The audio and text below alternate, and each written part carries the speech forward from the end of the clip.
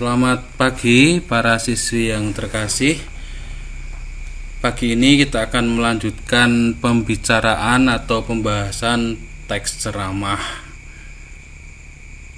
Ada 3 bagian yang kita pelajari hari ini, yaitu kalimat majemuk, struktur teks, dan kaidah kebahasaan teks ceramah. Mari kita mulai.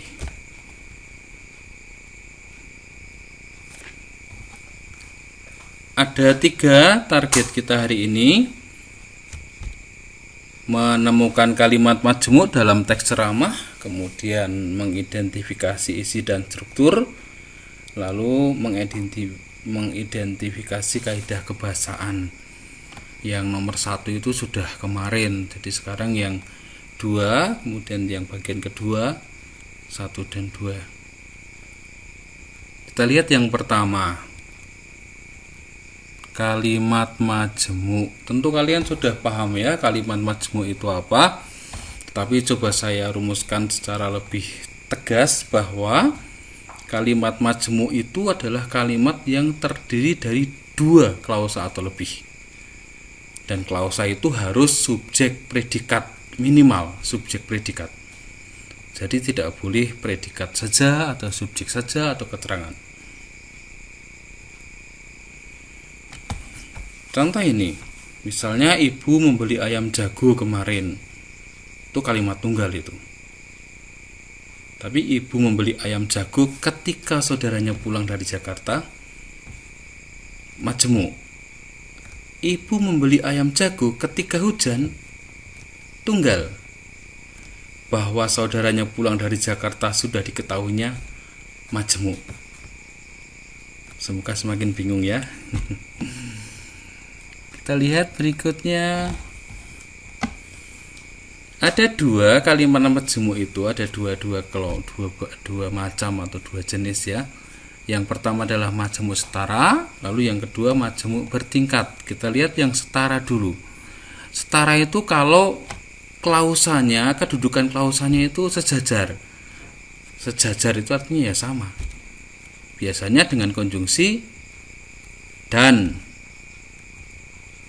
sedangkan, atau tetapi. Itu kalimat majemuk setara. Jadi ibu pergi belanja, ayah menanam pohon, itu setara kedudukannya. Lalu yang kedua itu bertingkat. Yang dimaksud bertingkat itu apa? Klausa-klausanya tidak setara. Jadi salah satu klausanya itu merupakan perluasan dari salah satu fungsi klausa induk. Ya.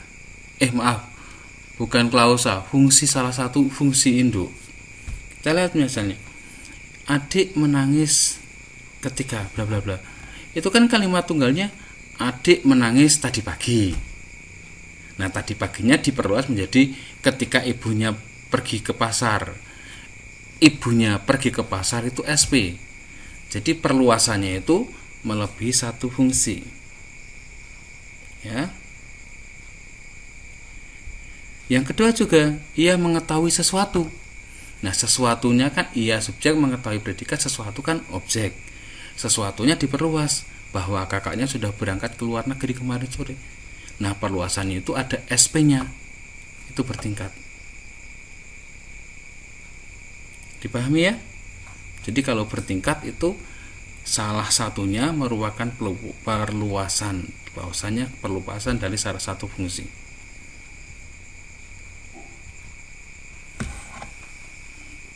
Kita lihat jenis-jenis kalimat majemuk bertingkat seperti yang ada di buku pelajaran kalian. Kita lihat ya. Saya nanti akan mempertanyakan atau mengajak kalian untuk sedikit-sedikit bingung lah dengan buku itu. Kita lihat. Yang pertama, hubungan akibat. Ya. Tadi dikatakan bahwa kalimat majemuk itu bertingkat itu kan harus, majemuk itu kan harus 2 SP. Kita lihat. Nah, benarkah itu kalimat majemuk? Kita lihat.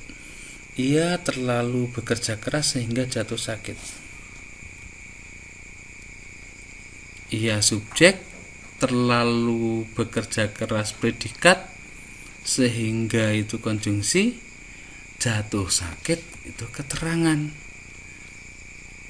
Tetapi kalau ditambah ia itu baru kalimat majemuk. Kalau tidak ada ia, ya itu menurut saya kalimat tunggal.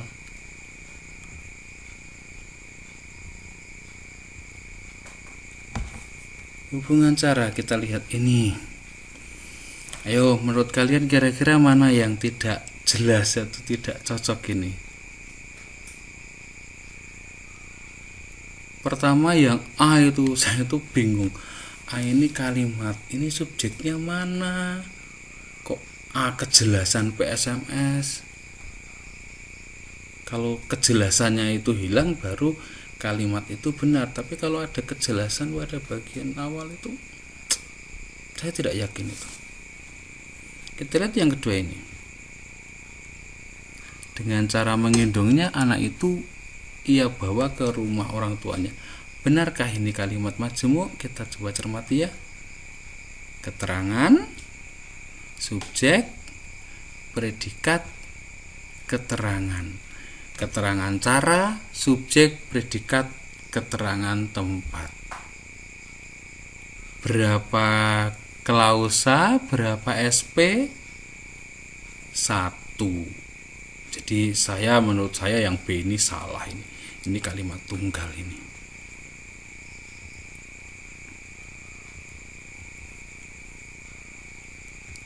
Hubungan sangkalan.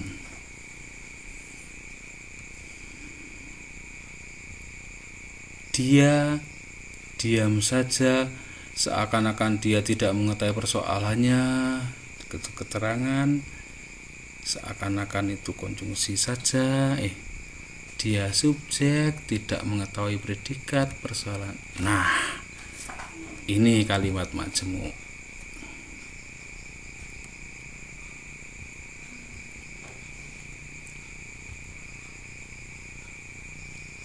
Nah, ini ada yang lucu menurut saya. Coba kita analisis yang A ya. Pura-pura tidak tahu padahal dia tahu banyak. Kalau itu kalimat majemuk maka jadinya begini. Pura-pura itu subjek, tidak tahu predikat, padahal konjungsi, dia subjek, tahu banyak predikat. Nah, kalau seperti ini maka pura-pura itu nama orang jadinya. Benarkah demikian?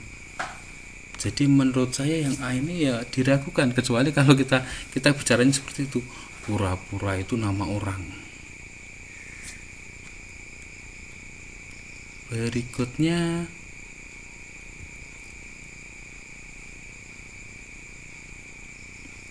saya tertarik dengan yang B. Yang B kita lihat ya.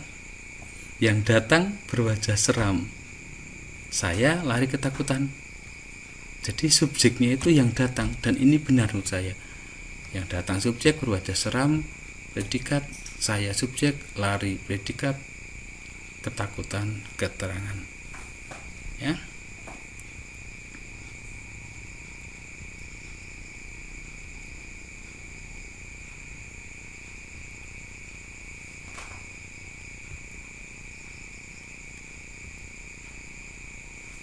Ya, mengapa 67 saya tidak banyak berkomentar?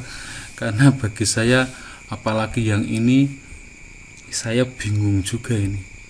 Karena menurut saya semua yang diberi konjungsi yang itu sekedar keterangan. Jadi menurut saya ini semua, ini kalimat tunggal ini. Pamannya maunya kan itu pamannya tinggal di Bogor, pamannya sedang dirawat di rumah sakit. Itu gabungan dua kalimat. Tetapi ya kalau saya analisis, pamannya yang tinggal di Bogor itu subjek, sedang dirawat predikat di rumah sakit, keterangan tempat, kalimat tunggal. Istrinya yang datang bersama dia itu subjek, seorang insinyur predikat, kalimat tunggal. Laki-laki yang berbaju putih itu subjek, adalah kakeknya dari ibu, predikat, tunggal. Ya, Nanti kita bicarakan, tidak usah terlalu dipermasalahkan ini. Ini sudah tingkat tinggi. Nanti saya bisa berdebat dengan banyak guru ini. Baik, berikutnya ya kita lihat struktur teks ceramah. Ya, menurut saya teks ceramah ini strukturnya ya sama saja dengan teks eksposisi, sama dengan teks yang semacam itu. Jadi ada tesis, argumen, penegasan. Tesis, argumen, penegasan. Hanya nanti aspek ciri kebahasaan yang berbeda, tapi strukturnya sama. Tesis, pendahuluan. Contohnya seperti ini, bagian pendahuluan. Ya. Isu, permasalahan, pandangan umum penulis. Kemudian bagian berikutnya adalah sama, rangkaian argumen, sama atau dengan eksposisi, pendapat atau fakta. Ini contohnya, membahaslah. Berikutnya bagian yang ketiga adalah penegasan, simpulan atau rangkuman, penegasan kembali, persis seperti eksposisi. Jadi kalau orang berceramah itu ya berargumen, bereksposisi, sama ya, hanya nanti yang beda isinya, kata gantinya dan sebagainya yang beda. Oke, sekarang kita lihat ya aspek kebahasaannya.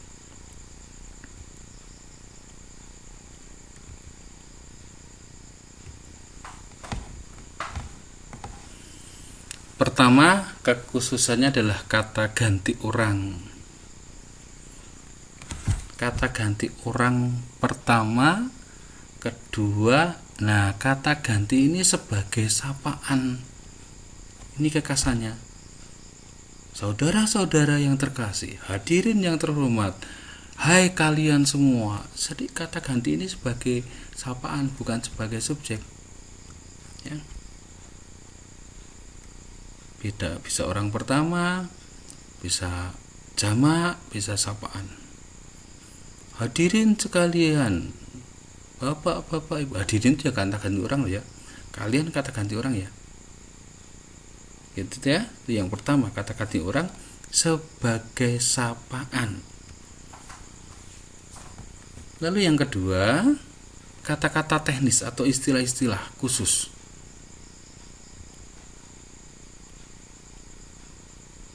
Ya, tentu saja kata-kata teknis yang dimaksud, istilah yang dibahas itu yang sesuai dengan topik yang dibahas. Jadi kalau kita sama dengan teks apa itu ya, teks prosedur juga sama, eksplanasi juga pasti ada topik-topik khusus, ya, istilah-istilah khusus yang sesuai dengan apa yang dibahas. Berikutnya itu adalah kata hubung. Nah, ini yang khas, kata hubungnya itu argumen, temporal, pertentangan. Jadi kata-kata penghubung yang seperti itu. Jika, maka, sebab. Konjungsinya konjungsi yang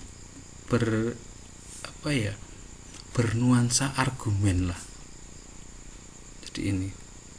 Tetapi ada juga yang temporal, ada juga yang perbandingan, ada. Jadi ada, tetapi kebanyakan yang tadi. Kalau kita seperti kita berdebat itu loh. Oh, kalau begitu, jika demikian. Nah. Berikutnya kata kerja mental. Apa itu yang dimaksud dengan kata kerja mental? Kata kerja mental itu adalah kata kerja yang kategorinya abstrak, ya. Bandingannya kan kata kerja material, konkret itu kan, ini mental. Diharapkan, memprihatinkan, tidak ada wujud fisiknya gitu loh. Ya. Kata kerja mental. Berikutnya kata-kata persuasif. sebaiknya, hendaknya, seharusnya. Jadi ini mengaruhi orang ya. Ini ciri yang kelima. Oke, semoga dipahami. Kalau nggak paham nanti diulang. Nah, ini tugasnya. Jadi nanti saya sudah siapkan teks pidato ceramah, tetapi saya acak urutan paragrafnya. Nanti kalian mengurutkannya, kemudian carilah 10 kalimat majemuk, tidak usah dianalisis, dicari saja. Kemudian temukan ini, kata ganti orang, kata-kata teknis, kata kerja mental, kata persuasif. Jadi hanya 4 yang saya minta ya. Lalu salinlah seperti itu contohnya. Baik, terakhir, terima kasih. Syukurlah kalau kalian meluangkan waktu untuk subscribe video saya. Begitu, silahkan dilanjutkan dengan mengerjakan tugas di LKPD.